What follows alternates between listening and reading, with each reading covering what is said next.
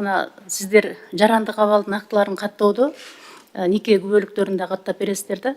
Ошол боюнча 2023 жылы сиздерде азыр статистика барбы? Канча нике күбөлүгү катталды, анан канча ажырашуу болду? Ушул боюнча бир маалымат айтып койсоңуздар.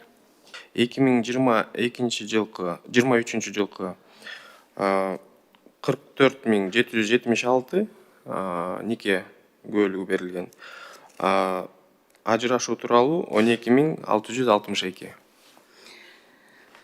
Ушул азыр бизде мына мамлекетте эң көйгөй болуп атат. Мен бул суроону бергенин себеби мына ажырашууларда көп. Негизи бул боюнча сиздерде маалыматта болсо керек, жаш жубайлар көбүнчө ажырашып атат.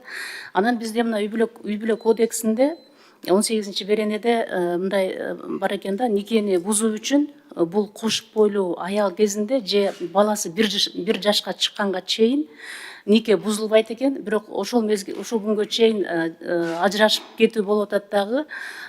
Жалгыз бой энелер жаш баласы менен калып алимент төлөтүү болбой калып атат. Анткени сиздерге келгенде сиздер ажыратууга мына үй бүлө кодексинин негизинде мүмкүн эмес экен да. Ошол боюнча ушул мыйзамга өзгөртүүлөрдү киргизүү туурасында сиздер кандай ойлойсуздар? Анткени эң мына баланы багууда асыроо мезгилинде керектүү болгон ошо акча каражаты, башка каражаты керектүү мезгилинде ажыратууга мүмкүн эмес экен да. Андан сырткары мына сиздерде деле болсо керек, мына жаш жубайлар ушундай баласы бирге чыкканга чейин ажырашып кеткендер деле бар да. Ушуга кандай деп ойлойсуздар? Бүгүнкү күндө рабочий группа иштеп атат. Жаңы мыйзам ушул семейный кодекс менен анан биздин мыйзамга толуктоолор киргизүү тууралуу толугу менен каралып чыгып атат да. Эми сиздерде деле өзүңүздөр деле карап, мына статистика бар да, кимдер келип атат ажырашканы, кандай акыбалдагылар келип атат. Ушуну карап туруп дагы бир өзгөртүүнү иштеп карап чыксаңыздар. Анткени бул боюнча дагы мына жалгыз бой энелер көп кайрылып атат да. Ошо алиментти убагында төлөп берүү туурасында. Жарайт.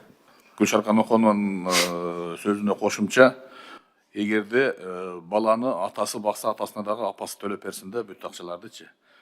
Ошондо учурда көбөйүп атат азыр. Биз жалаң эле энелерди айта бербей, аталарды да айтышыбыз керек. Жанагы тең укуктуулук дегенде биз ушул жагынан унутуп калбайлы да. Мыйзамды жазганда ошону эске алгыла, мына даярдап атыпсыңар. Ооба.